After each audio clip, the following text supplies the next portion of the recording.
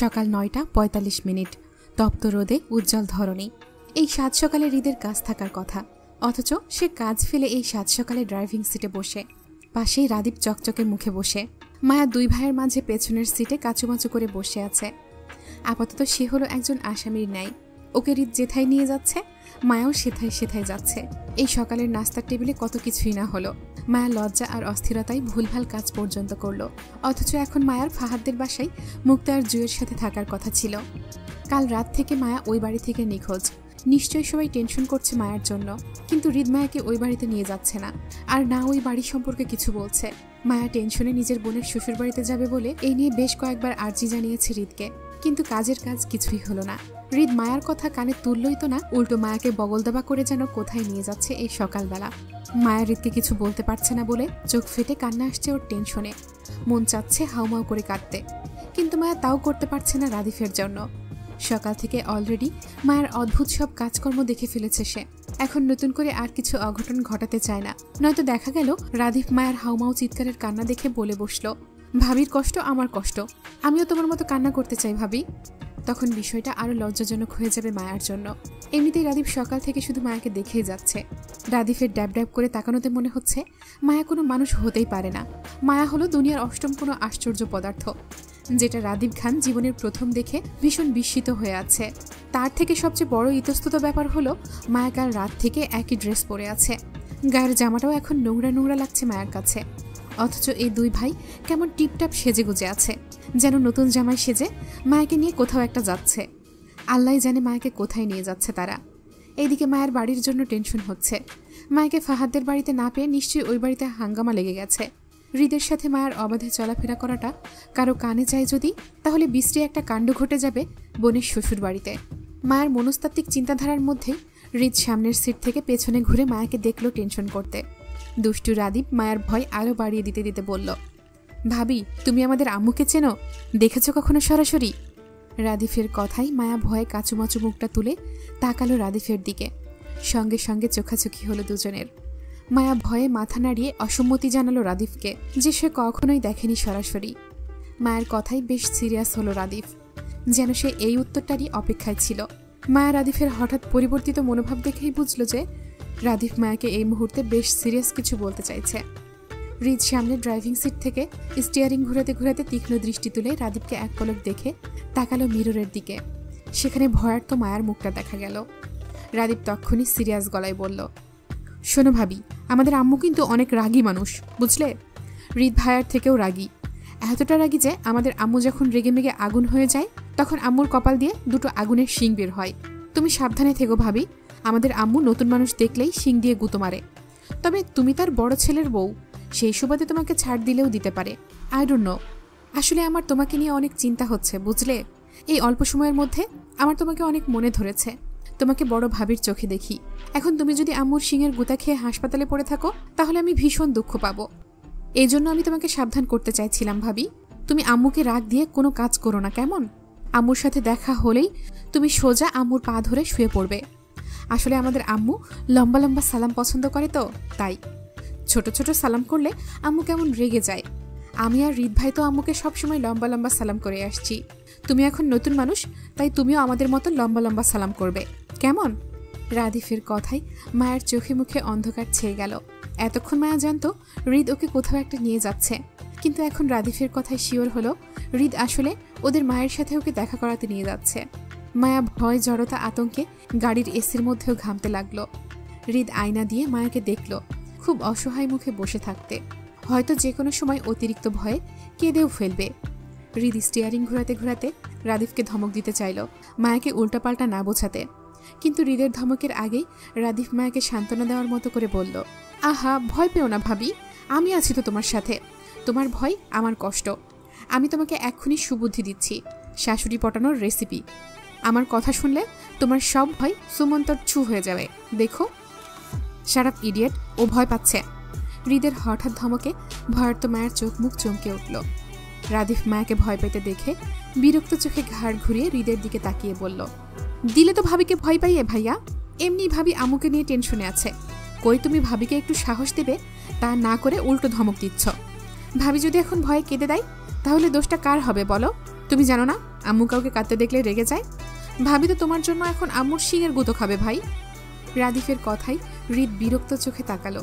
Mirror দিয়ে মায়াকে আবারও এক পলক দেখে ড্রাইভিংয়ে মনোযোগী হলো। রাদিফ হৃদকে চুপ করে যেতে দেখে পুনরায় মায়ের দিকে ফিরে তাকালো। মায়াকে সান্ত্বনা দেওয়ার নাম করে আরও উল্টাপাল্টা বোঝাতে লাগলো। হৃদ গাড়ি চালাতে চালাতে গম্ভীর মুখে দুজনকেই দেখল। স্বভাবে রাদীপ হৃদ থেকে সম্পূর্ণ ভিন্ন।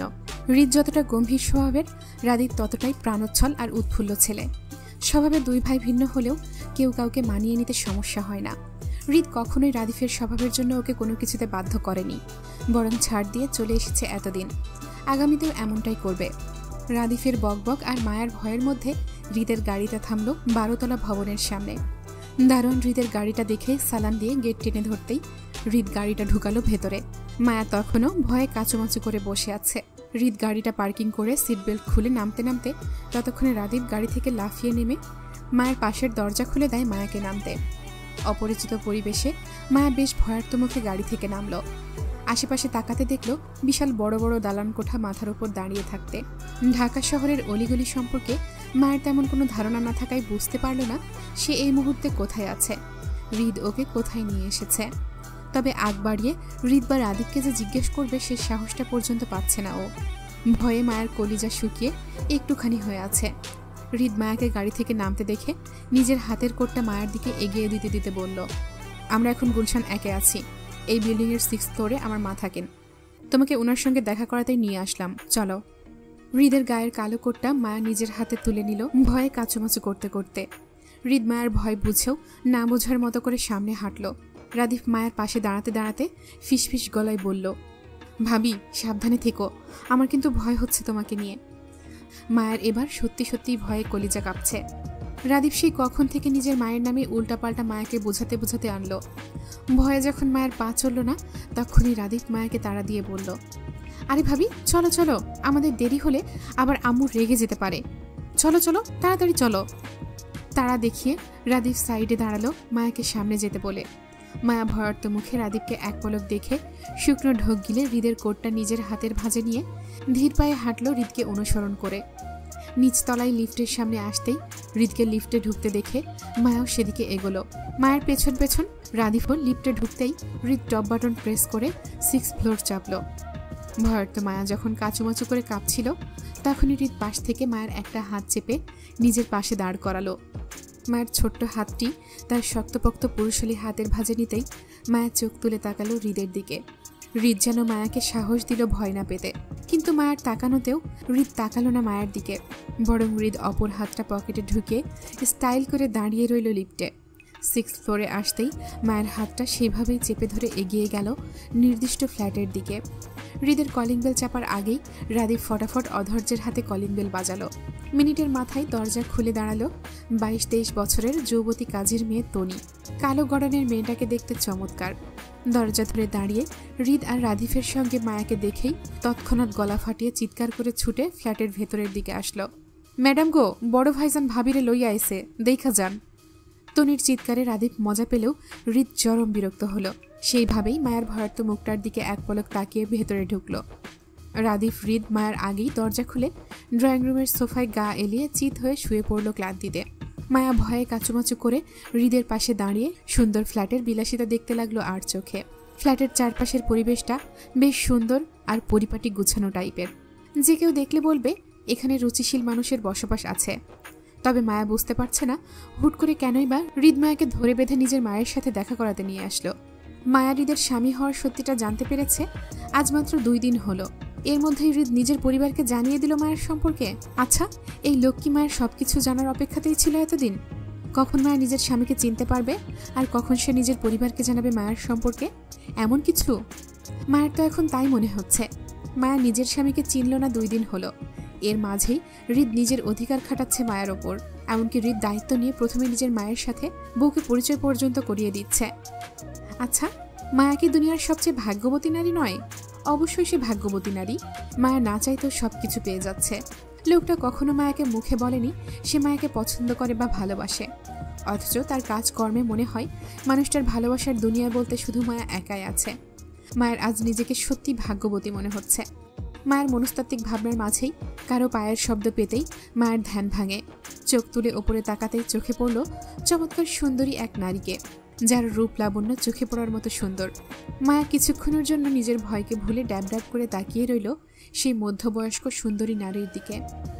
সাদা ধবধবে গায়ে কালো মসলিন শাড়ি জড়িয়ে, চোখ দুটো হৃদের মতোই তীক্ষ্ণ আর গাঢ় বাদামি।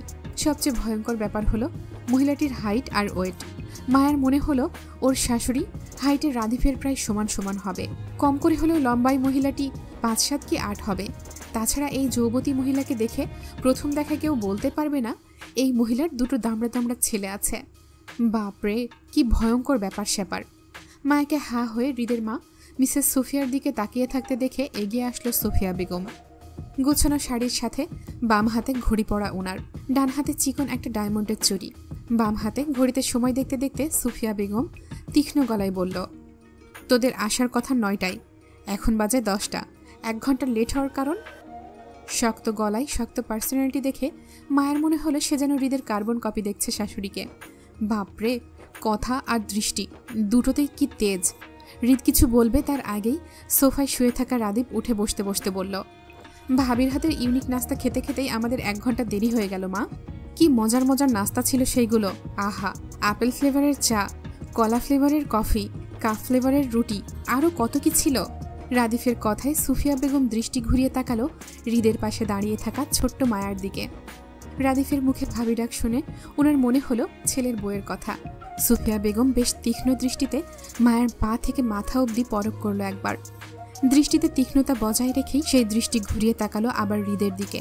আগের নাই গম্ভীর গলায় বলল, খেয়ে এসেছিস কেন? না করেছিলাম না? বলেছিলাম না সকালে নাস্তা এখানে এসে করবি? আমি যে সকাল থেকে না খেয়ে অপেক্ষা করব সেটা মনে ছিল না? সুফিয়া বেগমের গম্ভীর গলার কথায় মায়া কেঁপে উঠে হৃদের দিকে আরও চেপে গেল।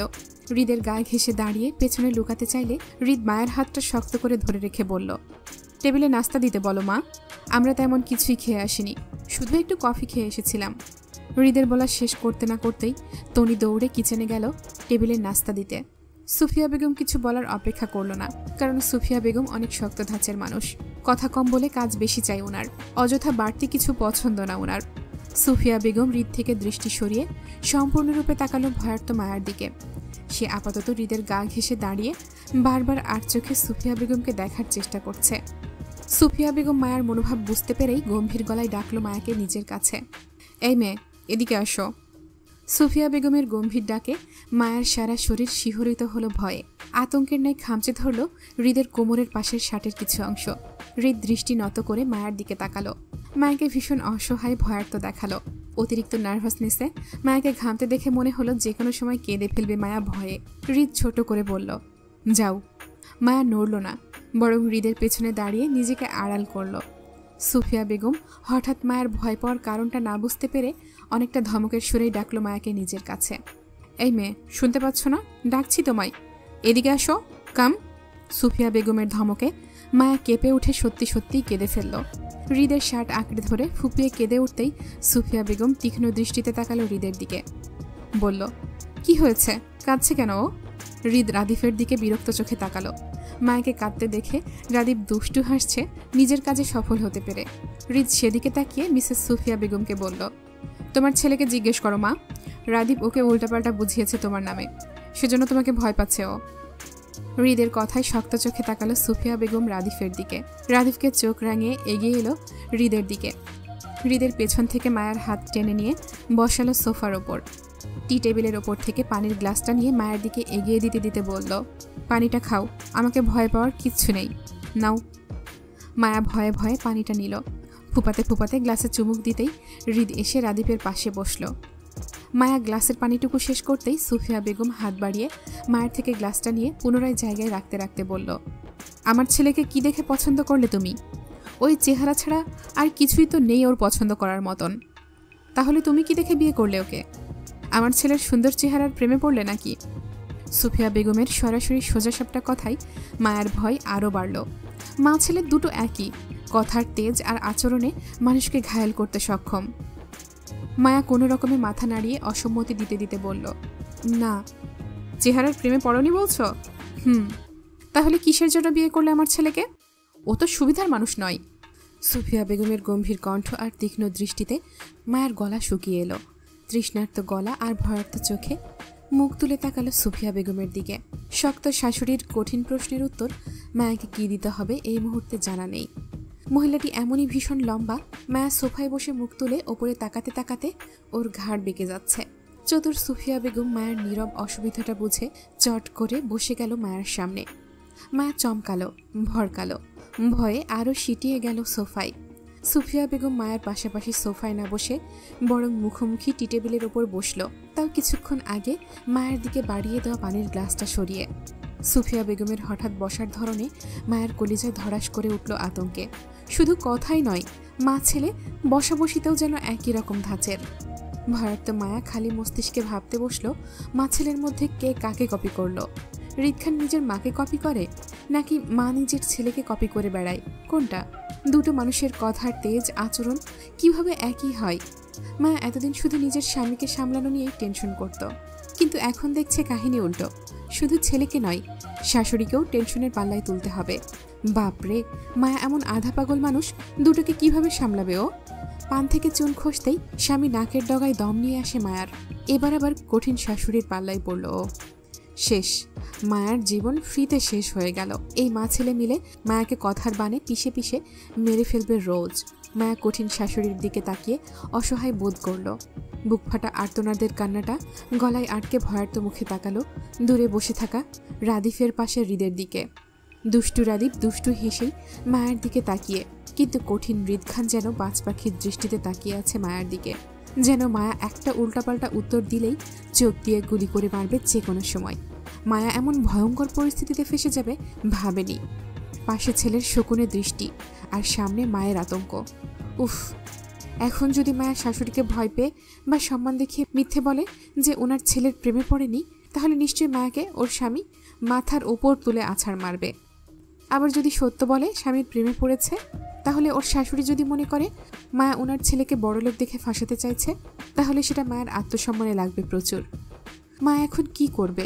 এই মুহূর্তে কি বলা উচিত ওর? মায়া যখন দ্বিধাহীনতায় ভুগল, তখনই মায়ের ধ্যান ভাঙে আবারও সুফিয়া বেগমের তীক্ষ্ণ কণ্ঠের কথাই। তিনি মায়ের উদ্দেশ্যে আবারও বললেন, কিছু জিজ্ঞেস করেছি আমি, উত্তর দাও। সুফিয়া বেগমের গম্ভীর কণ্ঠে মায়া ভয়ার্ত মুখে মিনমিন করে বলল, আমি কিছু জানি না, আমাদের এমনি এমনি বিয়ে হয়ে গেছে। মায়ের উত্তরটা পছন্দ হলো না চতুর সুফিয়া বেগমের। পেশায় উনি একজন অ্যাডভোকেট, দীর্ঘদিনের পেশাদারিত্বে উনি মানুষকে পাল্লায় তুলে পরখ করার অভিজ্ঞতা আছে ওনার। ছেলের বউ হিসেবে অল্প বয়সী মেয়েটাকে ওনার দরমাপা হয়ে গেছে এতক্ষণে, কিন্তু তারপরেও ছেলের পছন্দ বলে মেয়েটিকে ওনার প্রশ্নের মুখোমুখি হতেই হবে। ওনার জানা দরকার মেয়েটি আসলে ওনার ছেলের জন্য কতটুকু পারফেক্ট। ওনার ছেলে এই মেয়ের জন্য যে পাগল, সেটা এতদিন শুনে এসেছেন তিনি, কিন্তু ওনার মতে এই মেয়েকেও অবশ্যই সমান পাগল হতে হবে তার ছেলের জন্য, নয়তো যে কোনো পরিস্থিতিতে ভয় পেয়ে এই মেয়ে পিছিয়ে যেতে পারে। অল্প বয়সী মেয়েরা এমনই হয়, পরিস্থিতি মোকাবেলা করতে না পারলে পিছিয়ে যাওয়ার সম্ভাবনা থাকে। এতে কষ্ট ওনার ছেলে পাবে। তীক্ষ্ণতায় সুফিয়া বেগম মায়ের কথার উত্তর সাপেক্ষে বলল, এমনি এমনি আবার বিয়ে হয় কিভাবে? আমার ছেলেকে কতটুকু চেনো তুমি? ওর ক্রিমিনালি মাইন্ডের প্রখরতা সম্পর্কে তোমার এক রত্তিও জানা নেই। এখন তুমি যদি আমাকে বলো আমার ছেলের সাথে তোমার এমনি এমনি বিয়েটা হয়ে গেছে, তাহলে সেটা আমি কিভাবে বিশ্বাস করব বলো? ছেলে জন্ম দিয়েছি আমি, আমার জানা আছে আমার পেটের সন্তান কেমন। আমি যতটুকু জানি আমার ছেলের জীবনে কোনো কিছুই এমনি এমনি হয় না। যেমন ধরো, গায়ের পোশাকটাও যদি প্রপার সিলেক্ট করে পরে সে, তাহলে জীবনসঙ্গী কি এমনি এমনি হয়ে যাবে? তাহলে জীবনসঙ্গীকে কি কোনো চিন্তাভাবনা ছাড়াই এমনি এমনি এন্ট্রি দিয়ে দেবে ওর জীবনে? শোনবে, আমার ছেলের জীবনে কোনো কিছুই এমনি এমনি হয় না। তুমি যে ওর জীবনে অনাকাঙ্ক্ষিত কেউ নয় সেটা নিশ্চিত থাকো। তোমাকে ওর জীবনে জড়ানোর পেছনে নিশ্চয়ই আমার ছেলের সলিড কোনো কারণ আছে। সেটা হয়তো তুমি জানো না, কিন্তু আমি আমার ছেলেকে চিনি। এখন তুমি তোমার কথা শোনাও। আমার যতটুকু মনে হচ্ছে আমার ছেলের সাথে তোমার বিয়েটা সম্পূর্ণ তোমার জন্য অনাকাঙ্ক্ষিত ছিল, আমার ছেলের জন্য নয়। এখন তুমি যদি চাও তাহলে আমার ছেলের সাথে সেপারেশনে যেতে পারো, আমি তোমাদের ডিভোর্সের ব্যবস্থা করে দিতে পারি। আই এম এ লয়ার, বুঝতেই পারছো আমি একজন উকিল মানুষ। আমার মাত্র 1 ঘন্টা লাগবে তোমাদের ডিভোর্সের বিষয়টা হ্যান্ডেল করতে। সো আমার ছেলেকে ভয় না পেয়ে নির্ভয়ে বলো তুমি কি চাও, আমি সাপোর্ট করব তোমাকে। কি সেপারেশন চাই তোমার? সুফিয়া বেগমের সোজাসাপটা কথায় মায়ের মাথা ঘুরে উঠল। মায়ের মুখ তৎক্ষণাৎ ঘুরে গেল হৃদের তীক্ষ্ণ দৃষ্টিতে।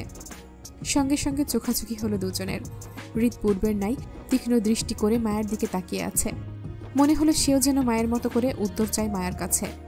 ডরে ভয়ে মায়া সিটিয়ে বসল। তক্ষুনি আবার শোনা গেল সুফিয়া বেগমের গম্ভীর কণ্ঠ, ওর দিকে না তাকিয়ে আমাকে দেখো। Look at me. কি চাই তোমার, বলো। সুফিয়া বেগমের কথাই দুষ্টু রাদিফও হেসে তাল মিলিয়ে বলল, আরে ভাবি, ভাইকে ভয় পেও না, আমরা সবাই তোমার দলে, বুঝলে? তুমি নির্ভয়ে বলো তোমার কি চাই। আমার উকিল মা কিন্তু 1 ঘন্টার ভেতরে চট করে তোমাদের সেপারেশনের ব্যাপারটা রফাদফা করে দিতে পারবে। তারপর আমি না হয় তোমাকে তোমার দুলাভাইয়ের বাসায় ড্রপ করে দিয়ে আসবো। হৃদ ভাই তোমাকে কিছু বলার সুযোগই পাবে না। তুমি বলো তোমার কি চাই। মায়া কোলের উপর হৃদের কোটটা 2 হাতে দুমড়ে মুচড়ে কলিজা চেপে ধরার মতো করে সিটিয়ে বসল।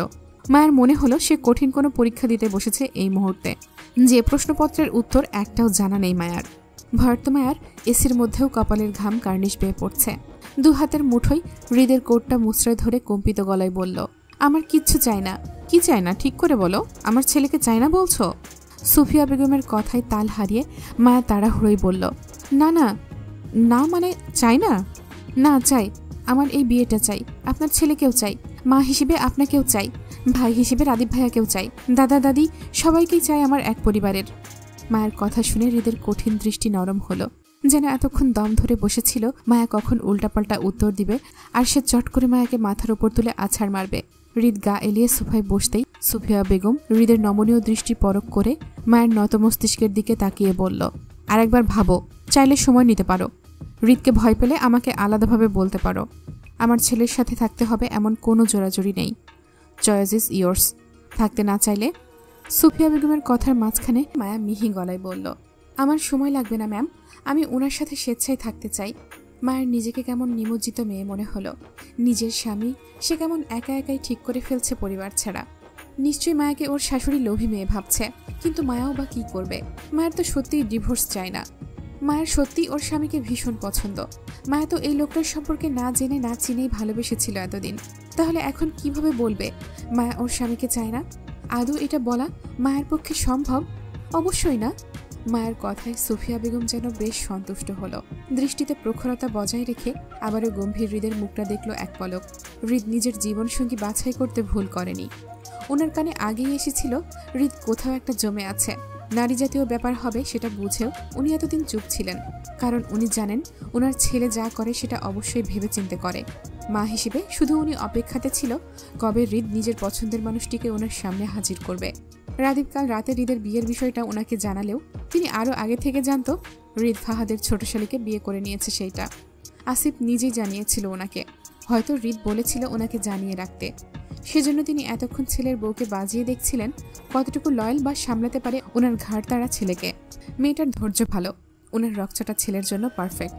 সুফিয়া বেগম উঠে দাঁড়াতে দাঁড়াতে হাতের ঘড়িটায় সময় দেখে মায়ের দিকে তাকিয়ে বলল, welcome my home and our life. এসেছো স্বেচ্ছায়, তাই নো ম্যাটার কোন পরিস্থিতিতে তুমি আছো বা ইন ফিউচারে কোন পরিস্থিতিতে পড়তে পারো, যে কোনো পরিস্থিতির জন্য ইউ ক্যান ফাইট, বাট কখনো কোনো পরিস্থিতির জন্য আমার ছেলেকে ছেড়ে যাওয়ার অজুহাত দেওয়া যাবে না। মনে রেখো। আর তোমাদের বিয়েটা যেহেতু হয়ে গেছে, তাই আমার ছেলের সাথে তুমি ঢাকায় শিফট হয়ে যাও। তোমার বয়স কম বা সংসার সামলানোর জন্য তুমি সুইটেবল নও, এইসব অজুহাত দেওয়া যাবে না। বাকি রইল তোমার পড়াশোনার ব্যাপার। তাহলে বাংলাদেশে সবচেয়ে বেশি ঢাকায় পড়াশোনার মান ভালো। তাছাড়া আমাদের পরিবারের সবাই হাইলি এডুকেটেড। তোমার পড়াশোনায় আমাদের শতভাগ সাপোর্ট পাবে। বলতে পারো তোমার হাতে ধরে আমরা তোমাকে শিক্ষিত বানাবো। এখন বলো, আছে কোনো অসম্মতি? সুফিয়া বেগমের কথায় মায়া কোনো কিছু চিন্তাভাবনা না করেই নত মস্তিষ্কে মাথা নাড়িয়ে সম্মতি দিল, যার অর্থ ওর কোনো অসম্মতি নেই কোনো কিছুতে। সুফিয়া বেগম মায়ের সম্মতি পেয়ে আবারও বলল, ভেরি গুড, এখন চলো খাবে। খাবার ঠান্ডা হচ্ছে। রাদীপ, তোর ভাবিকে নিয়ে টেবিলে যা, আমার হৃদের সাথে কথা আছে। গো। জি মা। মায়ের আদেশে রাদীপ বাধ্য ছেলের মতো উঠে দাঁড়ালো। শাশুড়ির আদেশ পেয়ে মায়াও জড়তার পায়ে উঠে দাঁড়ালো। রাদীফের পেছন পেছন ডাইনিং পর্যন্ত এগোতে এগোতে ভাবল সে ছাতার মাথা খাবে এমন চাপ সৃষ্টিকারী পরিবেশে বসে। ক্ষুধায় মায়ের পেট চুচু করলেও শাশুড়ি নামক আতঙ্কে ওর পেট থেকে গলা পর্যন্ত শুকিয়ে কাট। মায়ের মনে হচ্ছে সে এই মুহূর্তে পানি পর্যন্ত খেতে পারবে না শাশুড়ির সামনে বসে। সবকিছু কেমন উল্টি করে বেরিয়ে আসবে। মায়ের মনস্তাত্ত্বিক ভাবনার মাঝেই ডাইনিংয়ের সামনে দাঁড়াতেই রাদীপ হেসে একটা চেয়ার টেনে দিল মায়াকে বসতে। মায়া অস্বস্তির দৃষ্টিতে রাদীপকে দেখে বসতে গেলে তৎক্ষণাৎ বাধা দিল রাদীপ। মায়ের হাত থেকে হৃদের কোটটা নিতে নিতে পুনরায় মায়াকে চেয়ারে বসতে আশ্বস্ত করল। মায়া চেয়ারে বসতেই রাদীপ পুনরায় ড্রয়িং রুমের দিকে গেল হৃদের কোটটা রাখতে। সেই সুযোগে তনি মায়াকে একা পেয়ে মুখ খুলল। সে এতক্ষণ যাবৎ সুফিয়া বেগমের কর্মকাণ্ড নীরব দর্শকের মতো দেখেছে, শুধু অপেক্ষায় ছিল ও কবে মায়াকে একা পেয়ে মনের কথাগুলো বলবে। তাই রাদীপ যেতেই সুযোগ পেয়ে তনি বলল, ভাবি গো, আজকে আপনি বড় বাঁচা বাঁচছেন। বাপরে, আমার তো আপনার লাইগার ডরে কলজা ঠকঠক করতেছিল। মনে করছিলাম আপনি বড় ম্যাডামের প্রশ্নের ভুলভাল উত্তর দিবেন আর বড় ম্যাডামের হাতের বিশাল ঝাড়ি খাইবেন। আজকে যদি আপনি বড় ম্যাডামের প্রশ্নের একটাও ভুলভাল উত্তর দিতেন বা কইতেন আপনি রিত স্যাররে ডিভোর্স দিতে চান, তাইলে দেখতেন হকগোলের সুন্দর সুন্দর চেহারার রহস্য। বড় ম্যাডাম মেলা চালাক মানুষ ভাবি। বড় ম্যাডাম আপনারে হের কথার জালে ফাঁসাইয়া আপনার পেট থাইকা কথা বার করতেছিল। আপনি রিত ভাইরে কতটুকু ভালোবাসেন হেডা জানতে। এইসব ডিভোর্স কিচ্ছু পাইতেন না আপনি। বড় ম্যাডাম কইছে আপনি রিত ভাইয়ের পছন্দের মানুষ, আপনি এই জীবনেও ছাড় পাবেন না রিত ভাইয়ের থাইকা। লেখালন রিত ভাই যে রকচটা আর বদমেজাজি বেটা মানুষ, সোজা মুখে তো কথাই কয় না কারো লগে। আপনি ছোট মানুষ হয়ে কেমনে ফাঁসলেন রিত ভাইয়ের লগে? রিত ভাই কি আপনারে ডর দেখায় রাখছে ভাবি? তনির কথায় মায়া মাথা নাড়িয়ে অসম্মতি জানালো, যার অর্থ এমন কিছুই না। তনি মায়ের অসম্মতিতে সন্তুষ্ট হলো কিনা জানা নেই, তবে অনেকটাই আফসোসের সুরে বলল, ভাবি শুনেন, আপনারে একটা কথা কই। আপনার শ্বশুরবাড়ির মানুষ সবাই রাজনীতির মানুষ, বুঝছেন? হেরারে আপনি টক্কর দিয়া কখনোই পার পাইবেন না। এর থেকে আপনার জন্য ভালো হইব আপনি যদি রিত ভাইয়ের কথা শুই না লক্ষ্মী বইয়ের মতো চলেন হ্যার। কারণ সংসার আপনি কিন্তু রিত ভাইয়ের লগেই করবেন ভাবি। আপনার শ্বশুর শাশুড়ি দাদা দাদি সবাই আলাদা আলাদা বাড়িতে থাহে, রাদীপ ভাই থাহে বিদেশে। হ্যাদের কথা বাদ দিন, আপনার শ্বশুর শাশুড়ির মধ্যে কঠিন ক্যাসাল আছে, বুঝলেন ভাবি? জামাই বউ মনে হয় আজ 15টা বছর ধইরা এক লগে থাহে না, কেউ কারো মুহ দেখাদেখি করে না। পারিবারিক অনুষ্ঠানে দুইজনের একজনেরও আপনি উপস্থিত পাইতেন না। দুইজনের এত মন কষাকষি, তারপরেও একজন আরেকজনের ডিভোর্স দেয় না। মূল কথা হইল আপনার শ্বশুর শাশুড়ির জন্য আপনার শ্বশুরবাড়ির সবাই বিচ্ছিন্ন আর আলাদা আলাদা বাড়িতে থাহে। আমি এইখানে কাম করি 9 বছর ধইরা, কিন্তু আজ পর্যন্ত জানতে পারলাম না কি নিয়ে ঝামেলা বড় ম্যাডামের ওনার জামাইয়ের লগে। এই বিষয়ে কেউ অনুমতি নাই কোনো প্রশ্ন করার। আপনি রিত ভাইয়ের বউ, হয়তো রিত ভাই আপনারা কিছু না কিছু কইতেও পারে ভবিষ্যতে, তবে আমার কথা মাইনেন ভাবি। জীবনে আর যাই করেন কোনো বেলা রিত ভাইরে কষ্ট দিয়েন না কিন্তু, তাইলে আপনি আর আপনার পরিবারের কেউ আস্ত থাকবো না ভাবি। রিত ভাই হইল বড় ম্যাডামের জান। রিত ভাই যদি কোনো কিছু লইয়া কষ্ট পায়, তাইলে বড় ম্যাডাম হ্যার শ্বশুরবাড়ির মানুষরেও ছাড় দেয় না, আমি দেখছি। এজন্য আপনারে এত জেরা প্রশ্ন করতেছিল বাজাইয়া দেখার লাইগা। আপনার উত্তরে সবাই সন্তুষ্ট, এর লাইগাই পরিবেশ এখন ঠান্ডা দেখতেছেন। নইলে একটা ভুলভাল উত্তর দিলে তাইলে দেখতেন এই মুহূর্তে আপনার ওপর দিয়া ঝড় তুফান টর্নেডো সব চইলা যাইত। আমি তো পারি না এই চাকরিটা ছাইড়া চইলা যাইতাম, কিন্তু এত ভালো টাহার চাকরি আমি এই ঢাকা শহরে পামু না দেখা এই লাইগা চাকরিটা আমি ছাড়তে পারি না। সারাদিনে শুধু বড় ম্যাডামের লাইগা 2 বেলা রান্না করতে হয়, সকালের নাস্তা আর রাতের খাওন। দুপুরে ম্যাডাম কোটের ভিতর বইয়া খাই। সারাদিন আমি অবসরে বৈশা টিভি দেখি আর মাস শেষে মোটা অঙ্কের টাহা গুনি। নয়তো বড় ম্যাডামের মতো কঠিন রাগী মহিলার বাড়িতে কে কাম করত? আমি তনি তো মইরা গেলেও করতাম না। বাপরে, আপনার শাশুড়ির সাহন দেখলেই আমার কলিজা কাঁপে। বুঝি না আপনার শ্বশুর এই মহিলারে কি দেখা বিয়া করছিল। নিশ্চয়ই বড় ম্যাডামের রূপ দেখা আপনার শ্বশুর পাগল হয়েছিল, নয়তো এমন কঠিন মানুষরে আবার কেউ বিয়াটা করে নাকি? আমি তো জীবনেও করতাম না। তনির দীর্ঘ কথায় মায়া গালে হাত রেখে মনোযোগ সহকারে শুনছিল।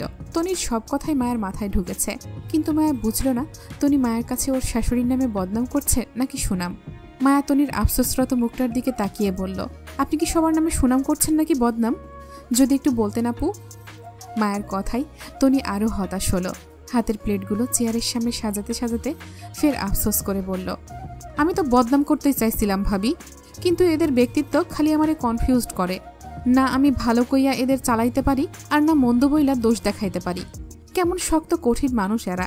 এদের দোষ বের করতে গেলেও নিজেই কেমন কইরা জানি সুনাম বের কইরা ফেলি। এদের মায়ায় ফাঁসলে জীবন দফা রফা ভাবি, একদম শেষ। জীবনে হাইসা 2টা কথা কইত না এরা, আর না নরম ব্যবহার করব কখনো। হ্যার পরও এরা মানুষরা কেমন কইরা জানি নিজের মায়ার জালে আটকায় রাখে ভাবি, আল্লাহ জানে। আমারে দেখেন না ভাবি, হেই প্রথম থাইকা এই চাকরিটা করুম না, সইলা জামু কইরা আজ 9টা বছর পার করলাম। এখন আমি নিজেই বড় ম্যাডামরে ফালাইয়া 2 দিনের লাইগা গ্রামের বাড়িতে যাইতে মন চায় না। আমি সইলা গেলে যদি ম্যাডামের অসুবিধা হয় হ্যার লাইগা, অথচ বড় ম্যাডাম আমারে আজও আপন কইরা লইতে পারল না। কেমন রোবটের মতো চলাফেরা করে, আমার লগেও ঠিক কইরা কথা কয় না। মায়া তনির সুন্দর মুখটার দিকে তাকিয়ে অল্প হাসল, তনির মুখে নিজের শ্বশুরবাড়ির সম্পর্কে বদনাম শুনেও কেমন শান্তি লাগছে মায়ার। মায়া ঘাড় বেঁকে তাকালো পেছনে। দেখা গেল মা ছেলে তিনজনই কিছু নিয়ে মনোযোগ সহকারে আলোচনা করছে। রাদীপকেও বেশ সিরিয়াস ভঙ্গিতে দাঁড়িয়ে থাকতে দেখলো এই প্রথমবার। মায়ার মনে হলো এই মানুষগুলোর ভেতর বাইরে শক্ত কঠিন ব্যক্তিত্ব ধরে রাখলেও এদের সবার মাঝে ভালোবাসার মানুষকে আগলে রাখার দারুণ একটা মন আছে। এই যেমন মায়া নিজের স্বামীর পরিচয় জানার পরপরই হৃদ কেমন নিজ দায়িত্বে পরিবারের সঙ্গে দেখা করাতে নিয়ে আসলো মায়াকে। মানুষ ভালোবাসলেও পরিবারের সামনে ভালোবাসার মানুষকে হাজির করতে চায় না, কিছুদিন অন্তত গোপন রাখতে চায়। অথচ মায়ের ক্ষেত্রে হয়েছে ভিন্ন। মায়ের কিছু জানার আগেই হৃদ নিজের পরিবারকে মায়ের পরিচয় সম্পর্কে জানিয়ে রেখেছে। এতে দুজনের পবিত্র সম্পর্কটার সম্মান রেখেছে হৃদ। তারপর দেখা গেল মায়ের কঠিন শাশুড়িও ছেলের পছন্দের বাইরে টু শব্দ পর্যন্ত করেনি। ছেলে নিজের পছন্দের বউকে হাজির করলো, আর মা হয়ে তিনি এতেই সম্মতি দিয়ে মায়াকে বোঝালো ওনার ছেলেকে কখনো ছেড়ে না যেতে। অথচ ওনারা এত অর্থ সম্পদশালী ক্ষমতা সম্পন্ন মানুষ, তারা চাইলেই মায়ের মতো মধ্যবিত্ত পরিবারের মেয়েকে হাতের তুড়িতে টিস্যুর মতো ফেলে দিয়ে হৃদের জন্য যোগ্যতা সম্পন্ন কাউকে জীবনসঙ্গী হিসেবে বাছাই করতে পারে। হৃদ একজন প্রতিষ্ঠিত সফল হাইলি এডুকেটেড ব্যক্তিত্ব সম্পন্ন মানুষ। যে কোনো নারী হৃদ খানের বউ হতে চাইবে। সেখানে মায়ের মতো অদক্ষ, অযোগ্য আর মধ্যবিত্ত পরিবারের সাধারণ একটা মেয়েকে বেছে নেওয়াটাই বোঝায় এদের কঠিন ব্যক্তিত্বের বাহিরেও তাদের সবার সুন্দর একটা ভালোবাসার মন আছে। মানুষ বলে কঠিন ব্যক্তিত্বের মানুষগুলোই নাকি প্রিয়জনকে আগলে রাখার ব্যাপারে দারুণ থাকে। আজ মায়া চোখের সামনে দেখতে পেল এতগুলো মানুষকে। সকাল 11:17। হৃদ ড্রাইভিংয়ে মায়ের পাশের সিটে গায়ে এলিয়ে বসে। হৃদের দৃষ্টি আর মনোযোগ ড্রাইভিংয়ে থাকলেও মায়ার মনোযোগ হৃদকে দেখার ওপর। হৃদ বেশ কয়েকবার ভ্রুকুচকে মাকে দেখেছে এভাবে তাকিয়ে থাকতে, কিন্তু মায়ের কোনো ভাবান্তর ঘটেনি। মায়া সিটে কাত হয়ে হৃদের দিকে ঘুরে বসে আছে। হৃদ ড্রাইভিংয়ের মধ্যেই মায়ের মনোযোগ ভাঙতে মায়ের দিকে ভ্রুকুচকে তাকিয়ে বলল, কি সমস্যা, কি দেখো? মায়া সেইভাবেই বসে থেকে উত্তর করে বলল, আপনাকে দেখি। জানেন, আমি কখনো ভাবিনি আপনাকে এত নরম ব্যক্তিত্বে দেখব কখনো। হৃদ মায়ের তাকিয়ে থাকার মানে বুঝতে পেরে সে চুপ রইল। মায়ের হৃদকে কিছু বলতে না দেখে সাহস পেয়ে আবারও বলল, আপনাকে একটা কথা বলার ছিল। বলি? হৃদ স্টিয়ারিং ঘোরাতে ঘোরাতে সম্মতি দিল। মায়া সিট ছেড়ে সোজা হয়ে বসল। সিরিয়াস হওয়ার ভঙ্গিতে মিনমিন করে বলল, আমাদের কলেজ থেকে রাঙামাটি ট্যুরে যাওয়ার প্ল্যানিং করছে সবাই। আমিও সবার সাথে যেতে চাইছিলাম। আমাকে। হৃদ মায়ের কথার মাঝে ওর দিকে না তাকিয়ে ড্রাইভিং করতে করতে বলল, নো ট্যুর, নো প্ল্যানিং। কোথাও যাবে না তোমরা, সব ক্যান্সেল। মায়া হতাশার গলায় বলল, এমন করছেন কেন? সবাই তো যাচ্ছে, আমি একা না। এই ট্যুরে আরিফ ভাইয়াও যাবে আমাদের সাথে। এখন আমি না গেলে ভাইয়া নিশ্চয়ই জিজ্ঞেস করবে কেন যেতে চাচ্ছি না। পাকামো করবে না হৃদ, আমার এসব পছন্দ না। আরিফের সাথে আমি কথা বলে নেব। হৃদের মুখে আরিফের নামটা শুনতেই মায়া আতঙ্কিত গলায় তাড়াহুড়ো করে বলে উঠল, আরে না না, আরিফ ভাইয়ের সাথে কথা বলতে হবে না আপনার। সামান্য একটা ট্যুরের জন্য আরিফ ভাইকে এখনই আমাদের সম্পর্কে বলার দরকার নেই। আমি কোথাও যাব না, প্রমিস। মায়ার তাড়াহুড়ো ব্যাপারটাই হৃদের সন্দেহ হলো। মায়া যে নিজের পরিবারকে ওদের সম্পর্কে জানাতে চাইছে না সেটা ভালোভাবেই বুঝল হৃদ। হৃদ ড্রাইভিং করতে করতে মায়ের দিকে ভ্রুকুচকে তাকিয়ে বলল, তুমি কি কোনোভাবে আমাদের সম্পর্কটা তোমার পরিবারের কাছে হাইড করতে চাচ্ছ হৃদ? হৃদের কথায় মায়া ভয়ে মাথা নাড়িয়ে অসম্মতি জানালেও মনে মনে সে জানে সত্যিটা এটাই। মায়া সত্যি হৃদকে নিজের পরিবারের সামনে এখন উপস্থিত করতে যাচ্ছে না। তাহলে সবাই মায়াকে দোষ দেবে যে মায়া নিজের বোনের ভাসুরকে ফাঁসিয়ে বিয়ে করে নিয়েছে। এজন্য মায়া চাচ্ছে আরও কয়েকটা দিন যাক, তারপর না হয় ধীরে সুস্থে নিজের পরিবারকে জানানো যাবে হৃদকে নিয়ে। মায়া হৃদকে মিথ্যে বলল, হাইড করব কেন? আসলে বড় আপুর বিয়েটা মাত্রই শেষ হলো, আর কয়েকটা দিন যাক, তারপর না হয় আমাদের ব্যাপারটা জানলো। মায়ের কথাগুলো হৃদের যুক্তিসঙ্গত মনে না হলেও সে আপাতত চুপ রইল। তাড়াহুড়ো করে মায়াকে চাপে ফেলতে চাইল না হৃদ, বরং বউকে কিছুদিন সময় দেওয়ায় উত্তম ভেবে সে চুপ রইল। কিন্তু মায়া হৃদকে নিয়ে কি ভাবছে সেটা মায়াও জানে না। সুফিয়া বেগমের প্রতি কথার সম্মতি তখন শুধু মায়া চাপে পড়ে দিয়ে এসেছিল, ও মন থেকে কিছুই দেয়নি। বরং মায়া হৃদের সাথে বিয়েটা পরিবারকে জানানো নিয়ে এই মুহূর্তে ভীষণ ভয়ে আছে। কিভাবে কি করবে, বা মায়ার পরিবার আদৌ তাদের সম্পর্কটা মানবে কিনা তাও জানে না মায়া। মূলত মায়া ভয় থেকেই হৃদের সাথে সম্পর্কটা লুকাতে চাইছে। তীক্ষ্ণ সুফিয়া বেগমের তখনকার কথাটাই সত্যি হলো। অল্প বয়সী মেয়েরা বোঝে কম, তারা পরিস্থিতি মোকাবেলা করতে জানে না, বরং ভয় পেয়ে পিছিয়ে যায়। মায়ের ক্ষেত্রেও তাই হচ্ছে। হৃদকে যতটা সাহসিকতার সাথে ভালোবেসেছিল, ঠিক ততটাই দুর্বল মানসিকতার পরিচয় দিচ্ছে পরিবারের সামনে হৃদকে তুলে ধরতে। মায়ের এই দুর্বল মন মানসিকতার জন্য ভবিষ্যতে কতটা প্রভাব ফেলবে হৃদ মায়ের সম্পর্কে তাও ধারণা নেই মায়ার। তবে খুবই ভয়ঙ্কর কিছুর মুখোমুখি হতে হবে মায়ের দুর্বল মানসিকতার জন্য। বসার ঘরে বিশাল বৈঠক। পাত্রপাত্রী দেখাদেখির পাট চুকিয়ে উপস্থিত মেহমানদের খাওয়া দাওয়ার পর্ব ইতিমধ্যেই শেষ করে আলোচনায় বসল দুই পরিবার। উপস্থিত সদস্যদের গমগমে পরিবেশে মায়ের অবস্থা দেখার মতো। লম্বা ঘোমটায় লাল শাড়ি পরিহিত মায়া থমথমে আর ভগ্ন হৃদয়ে সিটিয়ে বসা। ঘোমটার আড়াল থেকে থেমে থেমে নাক টানার শব্দ আসছে। হয়তো কান্না আটকে রাখার চেষ্টায় নাক টানছে, তবে কিছুক্ষণ পর পর হাতের টিস্যুটা চোখে লাগাতেও দেখা যাচ্ছে। মায়াকে ঘিরে বসার ঘরে চেয়ারম্যান পরিবারের সবাই উপস্থিত হয়েছে। চেয়ারম্যান সাহেবের দুই ভাই, দুই বোন, ওনাদের ছেলে মেয়ে, ছেলের বউ, তাদের বাচ্চা কাচ্চা, আবার চেয়ারম্যান সাহেবের নিজের 3 মেয়ে, তাদের জামাতা, নাতি নাতনি, সব মিলিয়ে প্রায় 20-এর ঊর্ধ্বে সদস্য উপস্থিত হয়েছে মায়াকে পাত্রী হিসেবে দেখতে। মুক্তা ফাহাদের বিয়েটা শেষ হয়েছে আজ প্রায় 5 দিন হলো। ফির যাত্রীতে মুক্তা ফাহাদকে নিয়ে নিজ বাড়িতে এসে চলে গেল আজ 2 দিন হলো। সে এখন নিজের শ্বশুর বাড়িতেই আছে ফাহাদের সাথে। আজ মায়াকে দেখতে আসার ব্যাপারটাও হুট করেই ছিল। মায়ের পরিবার যদিও এইসবের জন্য প্রস্তুত ছিল না, তবে ওনারা জানতো মুক্তার বিয়ের পরপরই মায়ের বিয়ের আলোচনা চলবে চেয়ারম্যান সাহেবের ছেলের সাথে। পূর্ব কথা অনুযায়ী মুক্তার বিয়ের সপ্তাহখানিক পরই মায়ের বিয়েটা পারিবারিকভাবেই দেওয়ার কথা ছিল। সবকিছু ঠিকঠাকও ছিল, কিন্তু হুট করে নাদিমের স্কলারশিপের কাগজপত্রে কমপ্লিকেশন দেখা দেওয়ায় সে ঢাকা থেকে বাড়িতে আসছে না টেনশনে, বরং দৌড়াদৌড়ি করে কাগজপত্রের ঝামেলা মিটিয়ে নিচ্ছে। সেজন্য নাদিম মায়াকে দেখতে আজ ওর পরিবারের সাথে উপস্থিত হতে পারেনি, বরং অ্যাম্বাসিতে বসে ভিডিও কলে জয়েন হয়েছে নিজের এঙ্গেজমেন্টের রিং বদলে। এই আলোচনায় যতদিন পর্যন্ত নাদিমের ভিসার প্রসেসিংয়ের ঝামেলা শেষ না হচ্ছে ততদিন পর্যন্ত আপাতত মায়া নাদিমের বিয়েটা পিছিয়ে যাবে।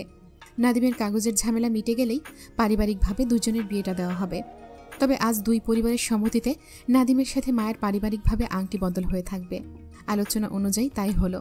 মায়ের বিয়েটা সৌভাগ্যক্রমে পিছিয়ে গেলেও নাদিমের বাবা চেয়ারম্যান সাহেব তিনি নিজের হাতে মায়াকে গোল্ডের মধ্যে চকচকে একটা ডায়মন্ড রিং পরিয়ে দিলেন। মায়া হাতে রিং পরানোর সময় কান্না আটকাতে না পেরে ফুপিয়ে কেঁদে ওঠে কষ্টে। এতে চেয়ারম্যান সাহেব সহ উপস্থিত সবাই মনে করল মায়া ছোট মানুষ বলে ইমোশনে ভয়ে কান্না করছে। চেয়ারম্যান সাহেব অল্প হেসে মায়াকে আশ্বস্ত করে একটা ভরসার হাত মায়ের মাথায় বুলিয়ে দেয় কান্না না করতে। নাদিমের পরিবারের সবাই মায়াকে সাদরে গ্রহণ করে ভরসা দেয় কান্না না করতে। সবার এত এত আন্তরিকতায় মায়া আরও ফুপিয়ে ওঠে অপরাধ বোধে। মায়া এই বিয়েটার সম্পর্কে কিছুই জানত না। হুট করে আজ সকালে জানতে পারলো মায়ের বিয়ে, তাও চেয়ারম্যানের ছোট ছেলে নাদিমের সঙ্গে। এটা নাকি আগে থেকে ঠিক করা ছিল। কই, মায়া তো এই সম্পর্কে বিন্দুমাত্র জানত না। কিন্তু যখন মায়া এই সম্পর্কে জানতে পারে তখন ঘোর আপত্তি জানিয়েছিল এই বিয়েটা করবে না বলে। কিন্তু কেউ মায়ের কথায় বিশেষ একটা গুরুত্ব বা পাত্তা দেয়নি, কারণ বিয়েটা পূর্ব থেকেই ঠিক করা ছিল বলে। তাছাড়া মায়ের কথায় গুরুত্ব দেওয়ার মতো কেউ তেমন মায়াকে সিরিয়াস নেয়নি। মোট কথা, মায়া পরিস্থিতির এমন একটা ফ্যাসাদে পড়েছে যে এই মুহূর্তে নিজের পরিবার বা হৃদকে বলতে পারছে না একে অপরের সম্পর্কের কথা। মায়া বিবাহিত, সেটা কখনোই মায়া নিজের পরিবারকে বলতে পারবে না। তার কারণ মায়ের বড় বোন। মুক্তার বিয়েটা মাত্র হলো ওই বাড়ির ছেলের সাথে। এখন যদি মায়ের নিজের বিয়ের বিষয়টা সম্পর্কে জানাজানি হয় তাহলে মুক্তার শ্বশুর বাড়িতে মায়াকে নিয়ে অশান্তি হতে পারে। এমনি সেদিন মায়াকে হৃদ ফাহাদের বাসায় ড্রপ করার সময় সেটা ওই বাড়ির কেউ ভালো চোখে দেখেনি। এই বিষয়টা মায়া বেশ বুঝতে পেরেছিল ফাহাদের মায়ের মনোভাবে। যদিও আসিফ সবাইকে আগেই বলে রেখেছিল হৃদের মা সুফিয়া বেগম মায়াকে দেখতে চেয়েছিলেন। সেই জন্য আসিফ মায়াকে পরের দিন সকালে সবার ঘুম থেকে ওঠার আগেই নিয়ে গিয়েছিল সুফিয়া বেগমের সাথে দেখা করাতে। কিন্তু তারপরেও ওই পরিবারের অনেকেই মায়ের উপর অসন্তুষ্ট ছিল মায়াকে হৃদের সঙ্গে গাড়িতে ফিরতে দেখে। জোর মুখে অনেকে প্রশ্নও তুলেছিল হৃদের মা সুফিয়া বেগমের মতো শক্ত মানুষ কেন মায়াকে দেখতে চাইবে, এর কারণ কি হতে পারে। সবার মতে সুফিয়া বেগম তো ফাহাদের শালীকে চেনার কথা না। যেখানে তিনি ফাহাদের বউকেই চেনেন না, সেখানে আসিফকে বলে মায়াকে নিয়ে যাওয়ার বিষয়টি ছিল সবার কাছেই দৃষ্টিকটু। হেনা খান অবশ্য মায়াকে কৌতূহল নিয়ে বেশ স্বাভাবিকভাবেই এই নিয়ে প্রশ্ন করেছিলেন। সুফিয়া বেগম মায়াকে ডেকে নিয়ে কি বলেছিল সেটা জানতে চেয়েছিলেন। মায়া তখন উত্তরে তেমন কিছুই বলেনি, শুধু বলেছিল মায়াকে সকালে নাস্তার দাওয়াত দিয়েছিলেন তিনি। ব্যাস, এতটুকুই। মায়ের সহজ সরল উত্তরটা যদিও তেমন কেউ বিশ্বাস করেনি, তারপরও সবাই সুফিয়া বেগমের হঠাৎ তলবে মায়াকে সন্দেহের তালিকায় রেখেছিল। ওই বাড়ি থেকে মায়ের ফিরে আসার পর আজ গোটা 6 দিন হলো। এখন যদি মায়া কোনোভাবে হৃদের সাথে মায়ের বিয়ের কথাটা প্রকাশ করে তাহলে এই মুহূর্তে তাণ্ডবের ঝড় বয়ে যাবে মায়ের উপর দিয়ে। আবার এই বিয়েটা নিয়ে যদি মায়া এখন হৃদকেও কিছু বলতে যায় তাহলেও একই তাণ্ডবের ঝড় দ্বিগুণ হবে মায়ার উপর। মায়ের পরিবার কিছু দয়া মায়া দেখালেও হৃদ নিশ্চয়ই মায়াকে আস্ত রাখবে না। কেন সে সেজেগুজে অন্যের নামে রিং পড়ল তার বউ হয়ে। মায়া অনেক রিকোয়েস্ট করে হৃদের থেকে সময় চেয়েছিল নিজের জন্য। এখন সেই মায়া হৃদের অগোচরে অন্যের জন্য পাত্রী হয়ে আংটি পর্যন্ত পরে নিয়েছে। এইটা শুনলে হৃদ নিশ্চয়ই মায়াকে আস্ত রাখবে না। এই লোক এমনি যে ভয়ঙ্কর।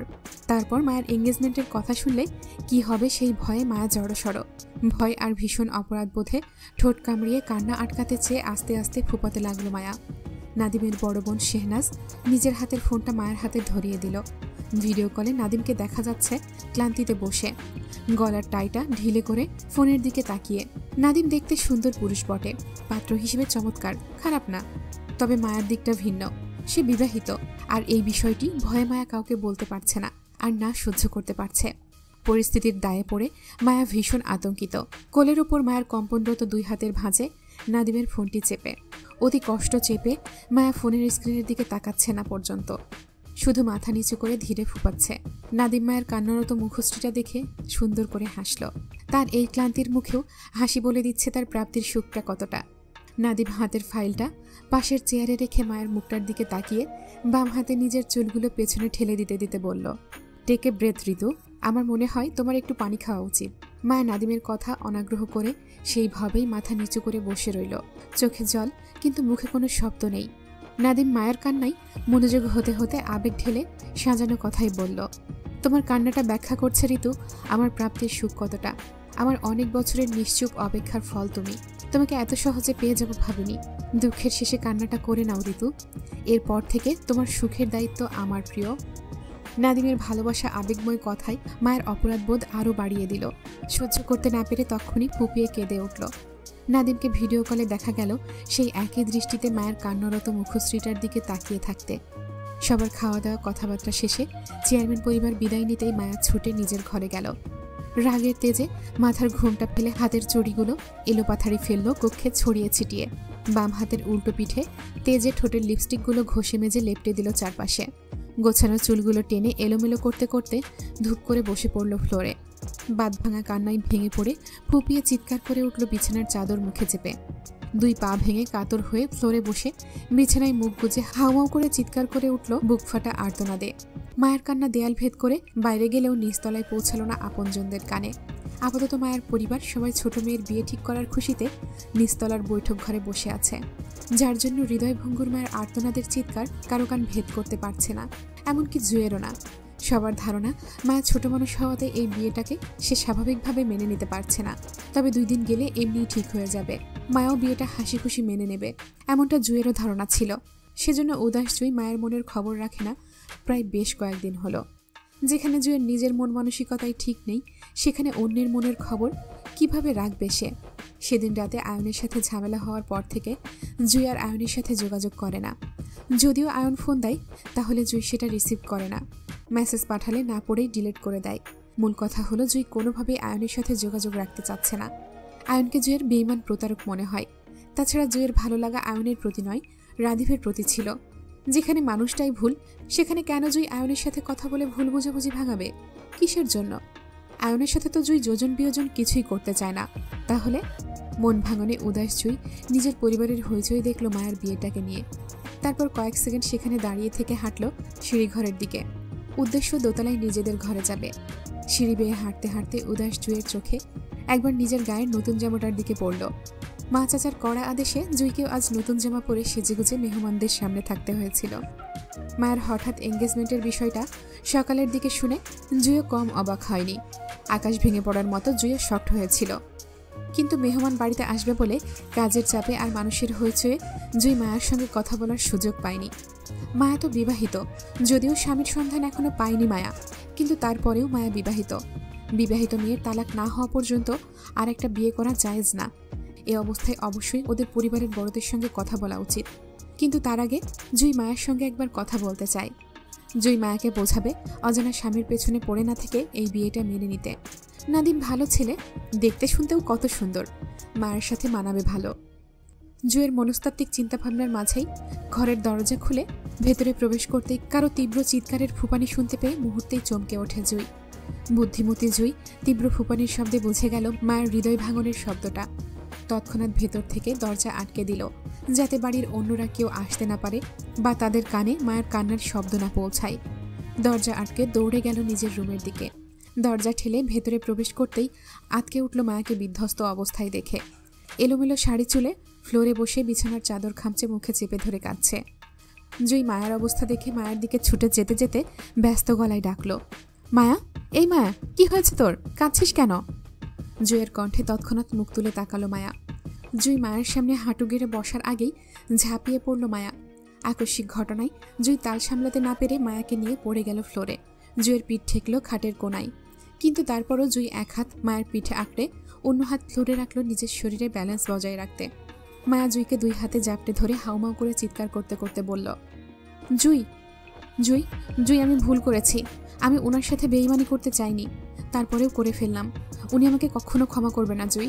আমি কি করব জুই, আমি কি করব? মায়ার হাউমাউ চিৎকারে ভয় পেয়ে যায় জুই। মায়ের চিৎকারের শব্দ নিশ্চয়ই নিজের বসার ঘর অবধি চলে যেতে পারে। ভয়ার্ত জুই তৎক্ষণাৎ মায়াকে নিজের বুক থেকে উঠিয়ে মায়ের মুখটা এক হাতে আঁকড়ে ধরে তাড়াহুড়োয় আশ্বস্ত দিতে দিতে বলল, এইভাবে চিৎকার করিস না মায়ু, বাড়িতে অনেক লোকজন আছে, কেউ শুনলে আস্ত রাখবে না আমাদের। কান্না থামা বোন, কি হয়েছে বল আমাকে? এভাবে কাঁদছিস কেন তুই? কার সাথে বেইমানি করেছিস? কি হয়েছে? জুয়ের কথায় সত্যি সত্যি মায়ের কান্নার আওয়াজ কিছুটা কমে আসলো, তবে কান্নার বেগ কমেনি, বরং একইভাবে হেঁচকি তুলে কাঁদতে কাঁদতে মায়া বলল, জুই, জুই, আমি সত্যিই বুঝিনি পরিস্থিতি এমন হয়ে যাবে। হুট করে আমার বিয়েটা হয়ে যাবে। আমি তো ওনার কাছে সময় চেয়েছিলাম সব কিছুর জন্য। এখন আমি কি করব জুই? কিভাবে সবটা সামলাবো? উনি আমাকে বিশ্বাস করবে না জুই, বলবে আমি প্রতারণা করেছি। মায়ের কোনো কথার অর্থ বোধগম্য হলো না জুয়ের। মূলত জুই বুঝতেই পারছে না মায়া কার জন্য কিসের সময় চেয়েছিল।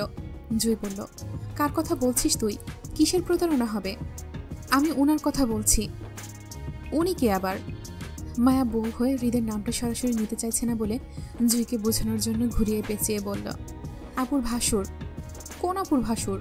কোন আপুর ভাসুরের কথা বলছিস তুই? মুক্তা আপুর। মায়ের কথায় কপাল কুঁচকে আসে জুয়ের। ওর জানা মতে ফাহাদের নিজের কোনো বড় ভাই নেই, সে নিজেই বাড়ির বড় ছেলে। তাহলে মায়া ফাহাদের কোন ভাইয়ের কথা বলছে? জুই পুনরায় জানতে চেয়ে একইভাবে বলল, তুই কার কথা বলছিস? একটু খুলে বলবি মায়ু? হৃদয় ভঙ্গুর মায়ার এটা মাথায় নেই যে সে নিখোঁজ স্বামী হৃদকে খুঁজে পাওয়ার বিষয়টা এখন পর্যন্ত জুইকে বলেনি। তাই স্বাভাবিকের নাই জুই এখন পর্যন্ত জানে না মায়ার নিখোঁজ স্বামীকে খুঁজে পাওয়ার বিষয়টি। সেজন্য জুইয়ের পরপর প্রশ্নগুলো খুবই ধারাবাহিকভাবেই আসছিল। যেহেতু সে অজ্ঞাত মায়ের নিখোঁজ স্বামীকে খুঁজে পাওয়া নিয়ে, তাই মায়ের উনি সম্পর্কে প্রশ্নগুলো স্বাভাবিকের ন্যায় ছিল জুইয়ের পক্ষ থেকে। কিন্তু মায়ের জুইয়ের পরপর প্রশ্নগুলো অহেতুক মনে হওয়ায় অনেকটা বিরক্ত হয়ে জুইকে ঠেলে দূরে সরিয়ে দিতে দিতে বলল, তুই যা তো জুই, আমার কষ্ট আর বাড়াস না, ভালো লাগছে না। মায়া জুইকে দূরে ঠেলে দিতে চাইলেও জুই মায়ের হাত ধরে থামিয়ে কাছে টেনে একইভাবে মায়াকে জড়িয়ে ধরে বুঝিয়ে বলতে চেয়ে বলল, এমন করছিস কেন জান? তুই তো আমার কলিজা, তুই আমাকে বুঝিয়ে না বললে আমি বুঝবো কিভাবে তুই কার কথা বলছিস? বলতো। জুইয়ের কথায় মায়া নরম হলো, কাঁদতে কাঁদতে বলল, আপুর ভাসুর হৃদ খানের কথা বলছি আমি। মায়ের কথা শেষ হতে হতে তৎক্ষণাৎ পরবর্তী প্রশ্ন আসলো জুইয়ের হতে স্বাভাবিকের নাই, আপুর ভাসুর হৃদ খানের সাথে তোর কি সম্পর্ক বোন? তুই ওনার কথা কেন বলছিস? কি করেছে উনি? আবারও বাজে ব্যবহার করেছে তোর সাথে, এই জন্য কাঁদছিস? জুইয়ের পরপর প্রশ্নে মায়ার মনে পড়ল মায়া ওর নিখোঁজ স্বামীকে খুঁজে পাওয়ার বিষয়টা এখনও জুইকে জানায়নি। একদিকে মায়ের মন ভালো নেই, কত ঝড়ঝাপটা যাচ্ছে ওর উপর দিয়ে। এই পরিস্থিতিতে মায়ের মোটেও ইচ্ছে করছে না জুইকে সবকিছু খুলে বলতে, কিন্তু এই মুহূর্তে জুইকে কিছু না বললে মায়ের সমাধান পাবে না। সেজন্য মায়া হৃদকে খুঁজে পাওয়ার বিষয়টি সংক্ষেপে জানিয়ে বলল, আমার সাথে যার বিয়ে হয়েছিল সে হৃদ খান ছিল জুই, মানে আমার নিখোঁজ স্বামী ওই লোকটা হৃদ খান ছিল। মায়ের কথায় আকাশ সমান শক্ট হলো জুই।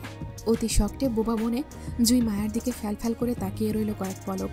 জুইয়ের মস্তিষ্ক মায়ের কথাটা টনক নড়তেই জুই সংশিত গলায় মায়াকে শুধিয়ে আবার জানতে চেয়ে বলল, মানে কে তোর স্বামী? হৃদ খান। আতঙ্কিত জুই হতভম্ব হয়ে তাড়াহুড়োই মায়াকে পুনরায় শুধিয়ে জানতে চাইল, হৃদ খান মানে খানবাড়ির বড় ছেলে হৃদ খান? ফাহাদ জিজুর কাজিন বড় ভাই হৃদ খানের কথা বলছিস তুই? জুইয়ের হতভম্ব মুখটার দিকে তাকিয়ে মায়া মাথা কাত করে সম্মতি দিল, যার অর্থ হ্যাঁ, এই হৃদ খানই। মায়ের সম্মতি পেতেই জুই তবদা খেয়ে বসল, এই লোকের সাথে তোর বিয়ে হয়েছিল জান? মায়া আবারও ঘাড় কাত করে সম্মতি দেয় জুইকে। জুই একই ভঙ্গিতে আবারও বলল, জান, তুই জানলি কিভাবে হৃদ খান তোর নিখোঁজ স্বামী হয়? হৃদ খান নিজে বলেছে তোকে? মায়া মাথা নাড়িয়ে অসম্মতি জানাতে জানাতে বলল, উনি বলেনি, আমি নিজেই জেনেছি আপুর গায়ে হলুদের রাতে। যেদিন আমরা ফাহাদ ভাইয়াদের বাড়িতে গিয়েছিলাম হলুদ নিয়ে, সেই দিন আমি বুঝতে পারি রিদখানি ওই লোকটা ছিল। সংক্ষেপে মায়া জুইকে অল্প স্বল্প বিস্তারিত বলে ফেলল রিদখানকে খুঁজে পাওয়ার বিষয়টি নিয়ে। সব শুনে জুই তব দেখিয়ে বসে রইল। এবার মায়ার মতো জুয়েরও মনে হচ্ছে হৃদ পূর্ব থেকেই মায়ার সম্পর্কে জানত, আর সবকিছু জেনে শুনেই সে মায়াকে এতদিন নাকের দড়ি দিয়ে তার চারপাশে ঘোরাতো। কিন্তু এখন বড় কথা হলো, মায়ের নিজের স্বামীকে চেনার চেয়েও বড় বিপদ হলো হৃদ খান মায়ের স্বামী হয় সেইটা। সেই দিন মায়া সুফিয়া বেগমের ডাকে ওনার বাসায় গিয়েছিল। সেই বিষয়টা ফাহাদদের বাসার কেউ পছন্দ করেনি, এমনকি এটা নিয়ে মায়ের অগোচরে কথাও হয়েছিল বেশ। বড় বোন হিসেবে মুক্তাকেও এই নিয়ে বেশ কটু কথা শুনতে হয়েছিল ওই বাড়ির আত্মীয়দের থেকে। এখন যদি সব জানাজানি হয় মায়ের হৃদের সম্পর্কে, তাহলে সবচেয়ে বেশি ইফেক্ট পড়বে মুক্তা ফাহাদের সম্পর্কের ওপর। মায়ের জন্য মুক্তার বিয়েটা ভাঙতে বসবে তাহলে। জুই সেসব কথা ভেবেই আতঙ্কে মায়াকে প্রশ্ন করে বলল, সেই জন্য সেদিন হৃদখানের মা তোকে ডেকে পাঠিয়েছিল দেখা করতে? উনি জানেন তোদের সম্পর্কের কথা? মায়া ঘাড় কাত করে সম্মতি দিতে দিতে নাক টেনে বলল, উনি মেনে নিয়েছে তোকে? এত সহজে মেনে নিল? ঝামেলা করেনি? না। মায়ের কথায় জুই টেনশনে চিন্তিত গলায় বলল, মায়া, আমার অনেক টেনশন হচ্ছে সবকিছু নিয়ে। তোর সামান্য হৃদ ভাইয়ের আম্মুর সাথে দেখা করাটা নিয়ে ওই বাড়ির সবাই কেমন বাঁকা চোখে তাকালো। তারপর মুক্তা আপুকেও আকার ইঙ্গিতে অনেক কথা শুনতে হয়েছিল তোকে নিয়ে, তোকে খোলামেলা একা কোথাও না ছাড়তে। যুগ ভালো না, হ্যান ত্যান। এখন যদি জানাজানি হয় তোর সাথে হৃদ ভাইয়ের বৈবাহিক সম্পর্ক আছে, তাহলে কেউ সেটা ভালোভাবে মানবে না মায়া। এমনকি তোর বিয়ের জন্য সবচেয়ে বেশি সাফার মুক্তা আপুকেই করতে হবে। আমি দেখেছি মায়া, ওই বাড়ির মানুষজন সুবিধার নয়। তাছাড়া আমি যতটুকু জানি হৃদখানের সাথে ওই বাড়ির মেয়ে শশী আপুর বিয়ে ঠিক করে রেখেছে সবাই। এই অবস্থায় তোকে কেউ গ্রহণ করতে চাইবে না মায়া। তাছাড়া সবচেয়ে বড় ব্যাপার হলো তোর বিয়ে ইতিমধ্যে ঠিক হয়ে গেছে, তুই অলরেডি এঙ্গেজড। এখন যদি তোর আর হৃদখানের সম্পর্কের কথা পরিবারে জানাস, তাহলে কেয়ামত নেমে আসবে মায়ু। আমার বাবা তোর বাবা মিলে কেয়ামতের আলামত সবাইকে দেখিয়ে দেবে। এতে মুক্তা আপুর শ্বশুরবাড়ি, চেয়ারম্যান বাড়ি, আমাদের পরিবার, এই তিনটা পরিবারের মধ্যকার সম্পর্ক একেবারে শেষ হয়ে যেতে পারে মায়া। এমন একটা পরিস্থিতিতে তুই দাঁড়িয়ে আছিস, যেদিকে যাবি সেদিকেই তুই মরবি। আমি তো কোনো পথ খোলা দেখছি না মায়ু, কি করবি তুই? জুয়ের সাথে কথা বলাই মায়ের কান্না অনেকটাই কমে এসেছিল, কিন্তু জুয়ের লাস্ট কথাগুলোতে মায়ের হিকচি তুলে কান্নাটা আবারও দ্বিগুণ হলো। জুই সত্যি বলছে, মায়ের আসলেই কিছু করার নেই। সত্যিটা এই মুহূর্তে নিজের পরিবারকে জানালে পরিস্থিতি আরও ভয়াবহ হবে। মাত্রই মুক্তার বিয়েটা হয়েছে ওই পরিবারের সাথে। মায়া চায় না ওর জন্য কোনো ঝামেলা হোক। আবার হৃদকে সত্যিটা বলতে পারবে না। হৃদকে সত্যিটা বলা মানে দুই পরিবার ওদের বৈবাহিক সম্পর্কটার বিষয়ে এমনি জেনে যাবে। মায়ের ছোট মস্তিষ্ক বুদ্ধি খেলিয়ে বুঝতে পারল না আসলে এমন পরিস্থিতিতে ওর কি করা উচিত।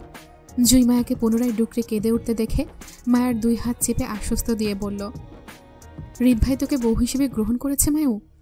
মায়া কাঁদতে কাঁদতে সম্মতি দিতেই জুই পুনরায় বলল, কি বলে গ্রহণ করেছে? তোকে নিয়ে সংসার করতে চাই এমন কিছু বলেছে উনি? মায়া কাঁদতে কাঁদতে নাতে মাথা নাড়িয়ে বলল, এমনটা বলেনি, তবে আমি বুঝি উনি আমাকে পছন্দ করে। মায়ার কথায় জুই অসন্তুষ্ট গলা ঝেড়ে বলল, বেশি বুঝিস তুই, অল্প বয়সে পেকে গেছিস। পুরুষ মানুষ মুখে বলে ওয়াদা করেও একটা সময় সেই ওয়াদা রক্ষা না করে খেলাপ করে যায়। আর হৃদখান তোকে পছন্দ অপছন্দের ব্যাপারে কিছুই বলেনি, অথচ তুই 2 লাইন বেশি বুঝে বসে আছিস। উনি তোকে পছন্দ করলে অবশ্যই মুখে বলতো মায়া। জুয়ের কথায় মায়া হৃদের হয়ে সাফাই দিতে দিতে বলল, উনি তো ওনার মায়ের সাথে আমাকে বইয়ের পরিচয়ে দেখা করিয়ে দিয়েছে জুই। ওনার মা চাচ্ছিল আমাদের বিয়ের ব্যাপারটা আমাদের পরিবারে জানাতে, কিন্তু আমি ওনাদের থেকে সময় চেয়ে অন্য ছেলের সাথে এঙ্গেজড হয়েছি। তাহলে বেইমানিটা তো আমিই করেছি জুই, তাই না? মায়ের কথায় জুই আপাতত আর কিছুই ভাবতে পারল না। পরিস্থিতি এখন অনেকটাই গরম।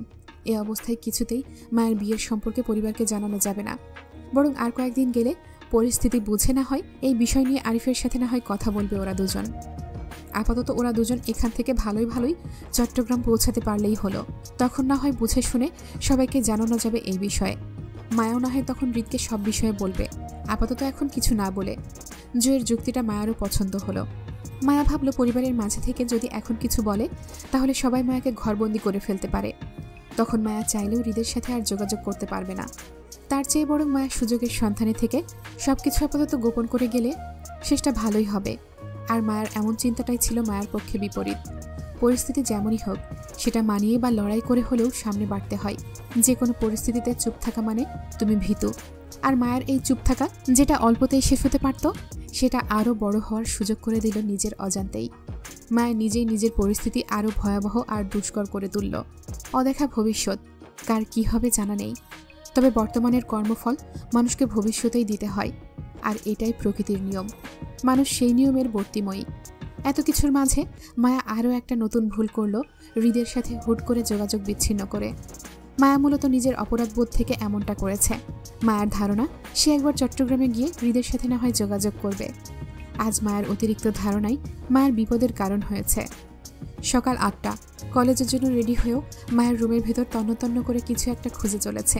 একবার কাঠের আলমারি খুলে সেটার ভেতর উলটপালট করছে, তো আবার খাটের নিচে উকি মেরে দেখছে মায়ের হারিয়ে যাওয়া জিনিসটা কোথায়।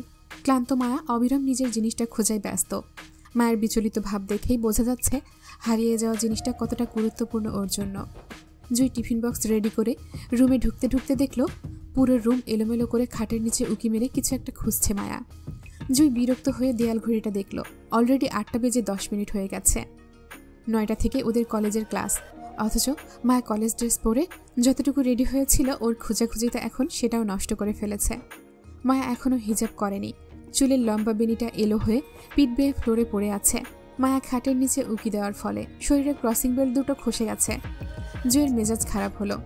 এমনি আজ ওরা দুজন লেট, তারপর আবার মায়ের এমন তালবাহানা ওদের আরও লেট করবে। জুই এগিয়ে এসে মায়ের চুলের বেনিটা টেনে মায়াকে খাটের নিচে উকি মারা হতে বের করলো। চুলে টান পড়াই মায়ের একটা হাত অটোমেটিক নিজের ঘাড়ে চুল আঁকড়ে ধরে আহাজারি করে খাটের তলা থেকে বের হতে হতে বলল, জুই চুল ছাড়, ব্যথা পাচ্ছি আমি। খাটের নিচে কি করছিস তুই? কি খুঁজছিস?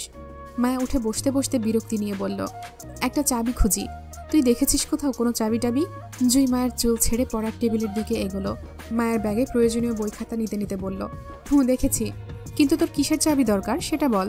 জুয়ের কথায় মায়া এক লাফে উঠে দাঁড়ায়। গায়ের সাদা কলেজ ড্রেসটা ঝাড়তে ঝাড়তে জুয়ের দিকে এগিয়ে যেতে যেতে খুশি মনে বলল, একটা ফ্ল্যাটের চাবি দরকার আমার। বল না কোথায় দেখেছিস? চুরির বক্সের ভেতরে চেক করে দেখ ওইটা কিনা। জুয়ের কথায় মায়া এক দৌড়ে ড্রেসিং টেবিলের ওপর থেকে চুরির বক্সটা খুলে নিজের নিখোঁজ চাবিটার খোঁজ করল। অল্প সময়ে পেয়েও গেল। হৃদের ফ্ল্যাটের চাবি এটা। সেদিন হৃদ দিয়েছিল মায়াকে। এই চাবিটা দেওয়ার সময় হৃদ মায়াকে বলেছিল এই চাবিটার গুরুত্ব বা দেওয়ার কারণ মায়া একদিন বুঝবে। সত্যি মায়া আজ বুঝতে পারছে হৃদ কেন সেদিন মায়াকে নিজের বাসার এই চাবিটা দিয়েছিল। মায়া সেদিন এই চাবিটা অবহেলায় অযত্নে ফেলে দিয়েছিল গুরুত্বহীন ভেবে, কিন্তু জুই সেটা যত্ন করে সামলিয়ে রেখেছে। আজ মায়া অল্পতেই ওর মূল্যবান জিনিসটা খুঁজে পেয়ে গেল। চাবিটা হাতে নিয়ে মায়াকে খুশিতে চকচক করতে দেখে জুই সেদিকে তাকিয়ে মায়ের ব্যাগের চেন লাগাতে লাগাতে বলল, কিসের চাবি এটা? ওনার ফ্ল্যাটের চাবি। আমাকে গিফট করেছিল অনেক আগেই। আমি তখন এর মানে বুঝিনি, এজন্য ফেলে দিয়েছিলাম। তাহলে আজ খোঁজ করছিস কেন? আমাকে দেওয়া প্রথম উপহার ওনার, যত্ন করে রাখবো না আমি? আজব। মায়ের খুশির মুখটার দিকে তাকিয়ে জুই বলল, মায়া, তোর মনে হয় এখন হৃদ ভাইয়ের সাথে কথা বলা উচিত। আমরা তো চট্টগ্রামে এসেছি আজ 1 সপ্তাহ হলো। জুয়ের কথায় মায়ের মন খারাপ হলো তীব্র অপরাধ বোধে। কিভাবে হৃদকে সত্যিটা বলবে জানা নেই মায়ার। তার উপর আজ থেকে 15 দিন ধরে মায়ের হৃদের সাথে কথা হয় না। সেই সুফিয়া বেগমের বাসা থেকে আসার পথে দুজনের কথা হয়েছিল, এরপর আর হয়নি। মূলত মায়ায় যোগাযোগ করেনি হৃদের ভয়ে আর অপরাধ বোধে। হৃদ যে কল করবে সেই উপায়ও নেই। মায়া ওদের হাতের ফোনের সিমটা খুলে রেখেছে যাতে হৃদ কল দিতে না পারে। বাসায় আপাতত ওরা আরিফের ফোন থেকে কথা বলে। জুয়েরও ফোনের প্রয়োজন হয় না আজকাল, কারণ ওরও কথা হয় না আয়নের সাথে। জুয়ের কথায় মায়ের ভয়টা আরও বাড়ল। হাতের চাবিটা মুঠোয় চেপে নিতে নিতে মিনমিন গলায় বলল, পরশু তো আমাদের কলেজের ট্যুর আছে, সেখান থেকে ফিরে না হয় কথা বলবো ওনার সাথে। মায়া জুয়ের কথায় আপোষে সম্মতি দিতে দিতে বলল, তোর ইচ্ছা, এবার চল, আমাদের দেরি হয়ে যাচ্ছে। জুই মায়ের ব্যাগটা ছেড়ে নিজের ব্যাগটা কাঁধে তুলে নিতে মায়া মাথায় সাদা হিজাব বেঁধে নিল। জুই টিফিন বক্স হাতে নিতে মায়াও নিজের কাঁধে ব্যাগ ঝুলিয়ে মায়ের পেছনে এগোতে এগোতে বলল, তুই তো পরে আর কিছু বললি না জুই। কোন বিষয়ে? আয়ন ভাইয়ের ব্যাপারে। বলার মতো কিছু থাকলে অবশ্যই বলতাম, কিন্তু আমি তো জানি তুই আয়ন ভাইকে পছন্দ করতি। জুই নিজের ফ্ল্যাটের দরজার তালা লাগাতে লাগাতে মায়ের কথার উত্তরে বলল, আয়ন ভাই কখনোই আমার পছন্দের লিস্টে ছিল না মায়ু। রাদীপ ভাই মনে করে আয়ন ভাইয়ের সাথে কথা হতো এতদিন। এটা জাস্ট একটা ভুল বোঝাবুঝি ছিল। এখন দুজনের ভুল বোঝাবুঝি ভেঙে গেছে, তাই কেউ কারোর সাথে কথা বলার প্রশ্নই ওঠে না। জুইয়ের কথায় মায়া অসন্তুষ্ট হয়ে বলল, ভুল বোঝাবুঝি শুধু তোর তরফ থেকে ছিল জুই। আয়ন ভাইয়ের শুরু থেকেই জানতো ফোনের ওপাশের মেয়েটা তুই ছিলি। তোকে জেনে শুনেই কথা বলে গেছেন তিনি। এখানে ওনার অপরাধ নেই। তুই অন্তত একবার ওনার সাথে কথা বলে দেখতে পারিস কি বলে উনি, আর নয়তো ওনার করা মেসেজগুলো অন্তত একবার পড়ে ডিলিট করিস, তাহলে বুঝতে পারবি দোষটা কার। আমি আদালত নয় যে ন্যায় অন্যায় দেখতে যাব, যেটা চলে গেছে সেটা চলে গেছে। আমি এখন কারো দোষগুণ দেখতে চাই না মায়া, তুই চল। কিন্তু জুই, আয়ন ভাইয়া তো তোকে। জুই অনেকটা ধমকেশ্বরী মায়াকে থামিয়ে দিতে দিতে বলল, মায়া আমাদের দেরি হচ্ছে, চল।